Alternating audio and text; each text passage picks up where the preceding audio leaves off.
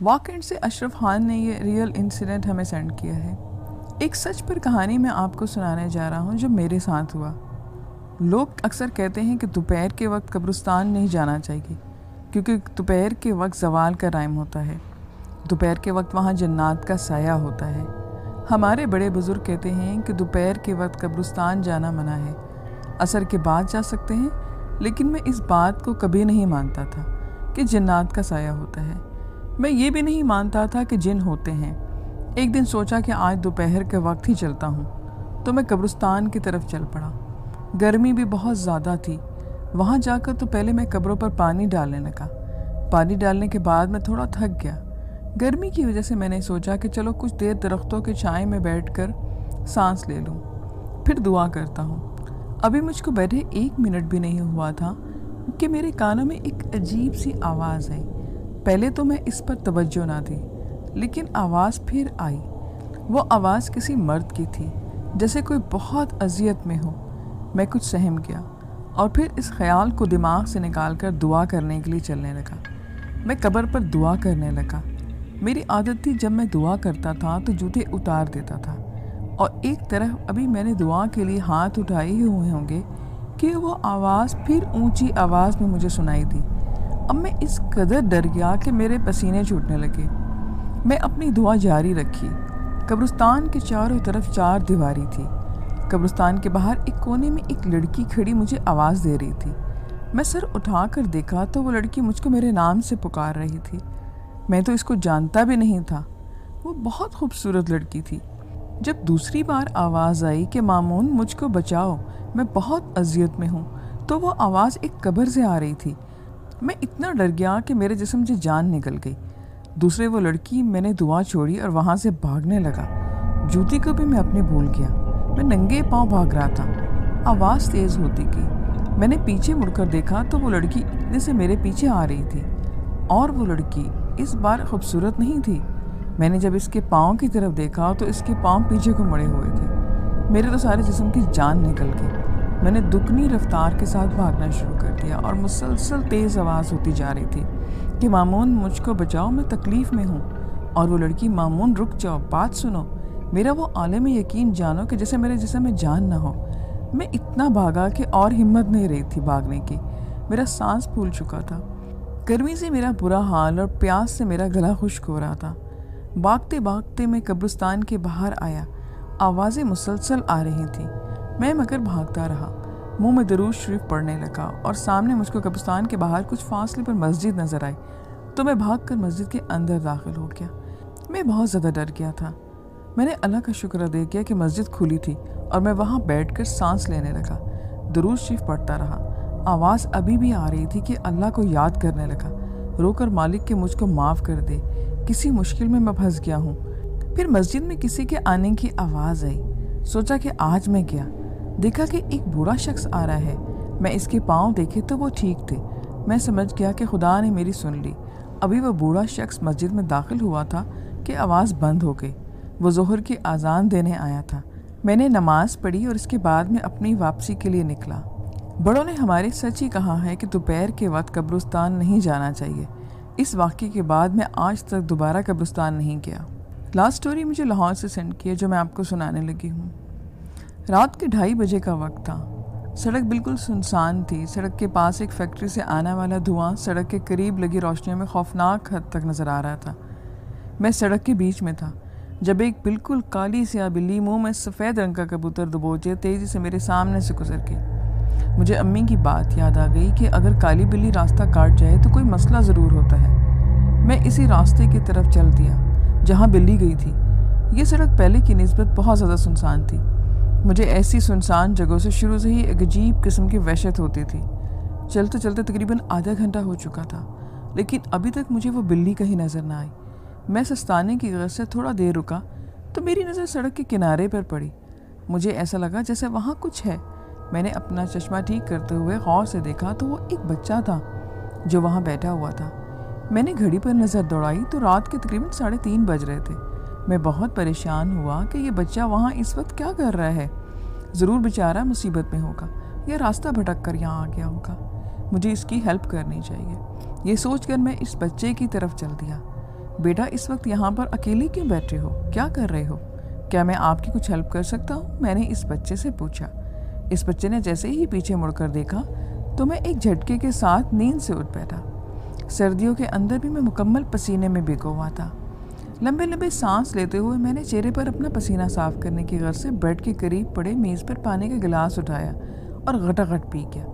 Lamp کی روشنی میں گھڑی پر وقت دیکھا تو 3:30 بج رہے تھے۔ آخر ہمیشہ مجھے ایسے ہی کیوں عجیب و غریب خواب آتے ہیں؟ میں نے دل میں سوچا اور پھر وہ خواب دوبارہ میرے ذہن میں چلنے لگا۔ اس بچے نے جب پیچھے مڑ کر میری طرف دیکھا تو اس کا منہ خون سے بھرا ہوا تھا اور اس کے ہاتھ میں وہی کالی بلی تھی جیسے وہ آدھا کھا چکا تھا۔ انکل کی بلی مجھے بہت تنگ کرتی تھی۔ اس بچے نے یہ کہا اور اٹھ کر میرے پاس آنے لگا تھا کہ شکر ہے کہ میری آنکھ کھل گئی۔ اس کے بعد مجھے دوبارہ نیند نہیں آئی۔ ساری رات عجیب و قسم کے خیالات میں آتے رہے۔ صبح کے 8 بجے میں ناشتہ کیے بنا ہی آفس کی طرف نکل پڑا۔ سارا راستہ میں کل رات والے خواب کے بارے میں سوچتا رہا۔ میں نے فیصلہ کیا کہ مجھے اس حوالے سے کسی سائیکیٹرسٹ کو چیک اپ کروانا ہے۔ آفس پہنچتے ہی میں نے خود کو بزی کر لیا اور ایک فائل منگوا لی۔ جب میری اسسٹنٹ میرے پاس آئی تو اس نے مجھے کہا کہ سر کچھ اور فائلز ہیں جو آپ نے منگوائی ہیں، کیا میں آپ کو دے دوں؟ میں نے اس کو طرف دیکھا اور اسے کہا کہ ہاں لیا۔ کچھ یاد آنے پر میں نے عالیہ کو بلایا تو میری نظر اس کے پاس کھڑے بچے پر پڑی۔ یہ وہی بچہ تھا جسے کل رات میں نے خواب میں دیکھا تھا۔ میری بات ادھوری رہ گئی اور کافی کا مگ میرے ہاتھ سے گرتے گرتے بچا۔ میں شدید خوف کے عالم میں اس بچے کو دیکھ رہا تھا۔ مجھے ایسا لگ رہا تھا جیسے وہ مجھے دیکھ کر ہنس رہا ہو۔ اس سے پہلے میں نے کچھ کہتا کہ عالیہ بول پڑی، سر یہ میرا بھتیجا مانی ہے۔ اس کے پیرنٹس کی 2 سال پہلے ایک ایکسیڈنٹ میں ڈیتھ ہو گئی تھی تو یہ میرے ساتھ رہتا ہے۔ ہو سکتا ہے کہ یہ میرا وہم ہو یا مسلسل اس خواب کے بارے میں سوچنے کی وجہ سے مجھے یہ بچہ اس خواب والے بچے جیسا لگ رہا ہو۔ یہ سوچتے ہوئے میں نے اپنے خوف پہ قابو پایا اور خود کو نارمل کیا۔ 5 بجے گھر جانے کے لیے میں اپنے کمرے سے نکلا تو عالیہ کے ساتھ وہی بچہ بیٹھا ہوا تھا۔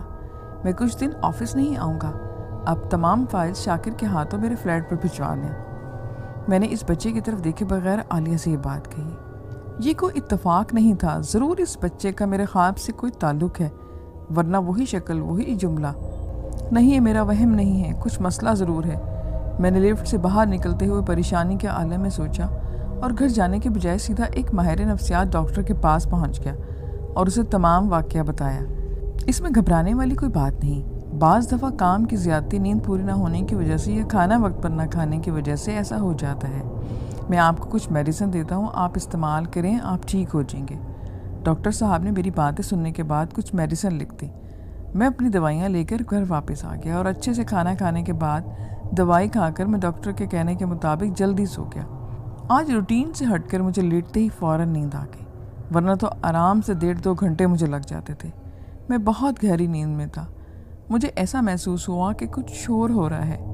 میں گہری نیند میں اس قدر ایک دم سے چھلانگ لگا کر اٹھ بیٹھا کہ جب میرے کانوں میں زبردست قسم کا شور سنائی دیا۔ ابھی میں ویسے ہی نیند کی حالت میں تھا کہ میرے فلیٹ کا مین دروازہ دوبارہ سے زور سے بجنا شروع ہو گیا۔ میں نے لیمپ آن کیا اور گھڑی پر ٹائم دیکھا تو خوف کی ایک لہر میرے جسم میں دوڑ گئی، کیونکہ گھڑی پر 3:30 بج رہے تھے۔ مجھے فوراً میرا خواب یاد آ گیا۔ دروازہ ایک مرتبہ پھر شدت سے بجنا شروع ہو گیا۔ یہ کوئی اتفاق نہیں ہو سکتا، ضرور کوئی مسئلہ ہے، میں نے اپنے دل میں یہ بات سوچی۔ لیکن ڈاکٹر نے تو مجھے مکمل تسلی دی تھی کہ یہ صرف روٹین کی گڑبڑی کی وجہ سے ہو رہا ہے۔ میں ڈاکٹر کی بات پر تسلی کرتے ہوئے اپنی جگہ سے اٹھا اور دروازہ کھولنے باہر چلا گیا۔ دروازہ کھولا تو باہر عالیہ اور وہی بچہ مانی کھڑے تھے، جنہیں یوں رات کے اس پہر اپنے فلیٹ میں دیکھ کر مجھے زبردست قسم کی حیرت ہوئی۔ مانی کے ہاتھ میں وہی کھلونا تھا جس کا سر اس نے شام کے وقت دفتر میں توڑ دیا تھا، لیکن اب وہ کھلونا بالکل ٹھیک تھا، سر بھی اس کا لگا ہوا تھا۔ باہر بہت تیز بارش ہو رہی تھی، بار بار بجلی چمک رہی تھی اور بادل گرج رہے تھے۔ سر، ہم بہت مجبوری میں آپ کے در پر آئے ہیں، پلیز ہماری مدد کریں، ہمیں آپ کے علاوہ کسی کا سہارا نہیں۔ عالیہ نے روتے ہوئے بولنا شروع کیا۔ اچھا آپ لوگ اندر تو آئیں، آپ لوگ بھیگ چکے ہیں۔ میں نے اندر بٹھایا اور ٹاول لینے کے لیے چلا گیا، سردی کی وجہ سے وہ بیمار نہ پڑ جائے۔ ٹاول دینے کی تھوڑی دیر بعد میری نظر مانی پر پڑی تو وہ مسلسل میری طرف دیکھ کر ہنسے جا رہا تھا۔ مجھے اس کی مسکراہٹ سے عجیب بے چینی ہو رہی تھی۔ میں آپ لوگوں کو کھانے کے لیے کچھ لاتا ہوں، یہ کہہ کر میں کھڑا ہوا تو میری نظر اچانک عالیہ کی ٹانگوں پر پڑی تو میری اپنی ٹانگوں کے نیچے سے زمین نکل گئی اور میں مارے ڈر کے گرتے گرتے بچا۔ आलिया की टांगें बिल्कुल उल्टी और खौफनाक थी, जैसे चुड़ैलों की होती हैं। मैं बड़ी मुश्किल से अपने डर को कंट्रोल करते हुए किचन के बजाय अपने रूम में आ गया और दरवाजे को अंदर से मैंने लॉक कर लिया। मोबाइल उठाकर मैंने पुलिस का नंबर डायल किया। तीसरी ही बेल पर मेरी कॉल अटेंड की गई और मैंने जल्दी से अपनी धड़कन को कंट्रोल किया और बड़ी मुश्किल से आवाज़ में कहा कि मेरे घर में कोई अजीब और गरीब किस्म की मखलूक आ चुकी है, जिसकी टांगें उल्टी और खौफनाक है। जब मैंने अपनी बात कंप्लीट की तो आगे से जवाब सुनकर मोबाइल मेरे हाथों से नीचे जा गिरा। मैं डरकर बेड पर जा पड़ा। फ़ोन पुलिस के बजाय आलिया की आवाज़ थी, जो कह रही थी कि मैं चुड़ैल हूँ सर, और इस वक्त मुझे महसूस हुआ कि कोई मेरे बिल्कुल पीछे है। मैंने डरते डरते पीछे मुड़कर देखा तो खून सी भरी कैंची मेरे हाथ में थी। बिल्कुल इसी वक्त डॉक्टर कमरे में आया। मैंने चुड़ैल की तरफ देखा तो मुझे अपनी आंखों पर यकीन नहीं आया, क्योंकि अब वहाँ चुड़ैल के बजाय नर्स की खून में लथपथ पड़ी लाश थी। डॉक्टर, मैंने इसे नहीं मारा, ये चुड़ैल थी, नर्स नहीं, मुझे मारने आई थी। मैंने डॉक्टर को देखते इसकी वजाहत की, जो यकीनन अब बेसुध था। डॉक्टर ने सिक्योरिटी के एहलकारों को बुलाया, जिन्होंने मुझे पागल समझते हुए पकड़कर काबू में किया, और डॉक्टर को जल्दी जल्दी मुझे इंजेक्शन लगाना पड़ा, जिसके साथ ही मेरी आंखों के सामने अंधेरा छाता गया और मैं एकदम से बेहोश हो गया। जब मुझे होश आया तो मैंने खुद को पहले के बजाय किसी और कमरे में पाया। अब तक मैं गनूदगी के आलम में था। मैंने उठने की कोशिश की, लेकिन मुझसे हिला तक न गया। मैंने शायद शदीद कमज़ोरी की वजह से ऐसा महसूस कर रहा था, लेकिन जब मैंने गौर किया तो मेरे दोनों हाथ और पाँव स्ट्रेचर के दोनों तरफ बंधे हुए थे। कमरे का दरवाज़ा खुला और इसी डॉक्टर के साथ चंद पुलिस एहलकार भी अंदर आए। डॉक्टर और पुलिस वालों के अलावा एक ऑफिसर ने आपस में कोई बात की। उस ऑफिसर के अलावा बाकी सब बाहर चले गए। ऑफिसर, मैंने इस नर्स को नहीं मारा। आप शायद मुझे पागल समझे, लेकिन वो नर्स नहीं थी बल्कि चुड़ैल थी, जो मुझे मारना चाहती थी। वो मेरे ऑफिस में भी काम करती थी। आप मेरे ऑफिस से आलिया नामी लड़की को गिरफ्तार करें, आपको सब कुछ समझ आ जाएगी। मैंने खुद को नॉर्मल रखने की कोशिश करते हुए पुलिस वाले को सारी डिटेल्स बताई, लेकिन इसके बावजूद मेरी बुड़बुड़ाहट वाज़ेह तौर पर नजर आई थी। तकरीबन 2 घंटे तक पुलिस वाला मुझसे डिफरेंट किस्म की बातें करता रहा और वो सवाल पूछता रहा। इसके बाद वो चला गया। मेरी थोड़ी ढहारस बंदी कि आलिया को गिरफ्तार करते ही सारी गुत्थी सुलझ जाएगी और मुझे इस ज़हनी नफसियाती जिस्मानी अज़े से छुटकारा मिलेगा। तकरीबन 1.5 घंटे के बाद पुलिस ऑफिसर दोबारा आया। अच्छा, तो आलिया कितने अरसे से तुम्हारे ऑफिस में पर्सनल असिस्टेंट के तौर पर काम कर रही थी? उस ऑफिसर ने ये बात मुझसे पूछी। तकरीबन 6 महीने से ज़्यादा अरसा हो गया है उसे मेरे दफ्तर में मेरे साथ काम करते हुए। अभी थोड़ी देर पहले तो आपको मैंने सारी डिटेल बताई थी, आप दोबारा क्यों पूछ रहे हैं? और आलिया कहाँ है? मैंने परेशानी के आले में पुलिस ऑफिसर से ये बात पूछी। आप खुद पागल हैं या हमें पागल बनाने की कोशिश कर रहे हैं? ऑफिसर अब मुझ पर चिल्लाया। अब की बार इसके लहजे में बहुत करख्तगी थी। क्या मतलब है आपका ऑफिसर? मेरा ये मतलब है कि आपके दफ्तर में आलिया नाम की कोई भी लड़की काम नहीं करती और आपकी पर्सनल असिस्टेंट की सीट पर पिछले 6 महीने से वो खाली है। ना सिर्फ ये कि बल्कि आपके ऑफिस के स्टाफ के मुताबिक आप पिछले कई अरसे से बहुत अजीब किस्म की हरकतें भी कर रहे हैं। अपने ऑफिस के कमरे में खुद से बातें करते पाए जाते हैं, असिस्टेंट के टेबल पर रोज़ाना खुद से बातें करते हैं, और आपके दफ्तर और घर में नशे की गोलियां भी पाई गई हैं। मैं मुंह खोले सकते कि आलम में पुलिस ऑफिसर की बातें सुन रहा था और मेरे जहन के किसी कोने में ये ख्याल आया कि शायद ये पुलिस वाला मुझसे कोई घुनाना किस्म का मजाक कर रहा है या मैं कोई ख्वाब देख रहा हूँ। लेकिन इस वक्त मुझे शदीद हैरानी का झटका लगा जब पुलिस वाले ने मुझे CCTV की वीडियो दिखाई, जिसमें मैंने रोज़ाना आलिया के टेबल पे पास खड़ा आलिया से बातें करता था, लेकिन अब वीडियो में कहीं पे भी आलिया का नाम निशान तक ना था। इसके बाद अगले कई मिनट तक पुलिस वाला मुझसे पता नहीं कुछ कहता रहा, लेकिन मेरा दिमाग मुकम्मल तौर पे माऊँ हो चुका था। मुझे पुलिस वाले की कोई भी बात समझ नहीं आ रही थी। एक मर्तबा फिर मेरी आंखों के सामने सब कुछ धुंधला हो गया और थोड़ी देर के बाद हर तरफ तारीकी छा गई। आज आपको अदालत में पेश किया जाएगा, डॉक्टर ने मेरी रिपोर्ट चेक करते हुए मुझे बताया। सुल्तान साहब, मैंने ऐसा कुछ केस पहले कभी नहीं देखा। मैं आपको एक मशवरा दे रहा हूँ कि अदालत में आपका वकील जो कुछ भी आपसे पूछे आपने यही जवाब देने हैं। डॉक्टर ने मुझे मुकम्मल तफसील से सारी डिटेल से निपटने का तरीका समझाया। तो क्या आप ये चाहते हैं कि मैं अदालत में ये कबूल करूं कि मैं पागल हूं? मैंने बेचारगी सी के डॉक्टर से ये बात की। आपके ऊपर कत्ल का मुकदमा चल रहा है। अगर आप ये सब कुछ नहीं करते तो आपको 25-30 साल की कैद होगी या हो सकता है कि फांसी दे दी जाए। لیکن اس طریقے سے آپ کو عدالت کسی پاگل خانے بھیج دے گی جہاں پر کم از کم آپ جیل کی 1000 گنا بہتر زندگی گزار سکیں گے۔ لیکن ڈاکٹر میں پاگل ہرگز نہیں ہوں، یہ سب کچھ مجھے نظر آتا ہے، مجھے ایسے ڈرانے قسم کے خواب آتے ہیں، مجھے عجیب و غریب چیزیں نظر آتی ہیں۔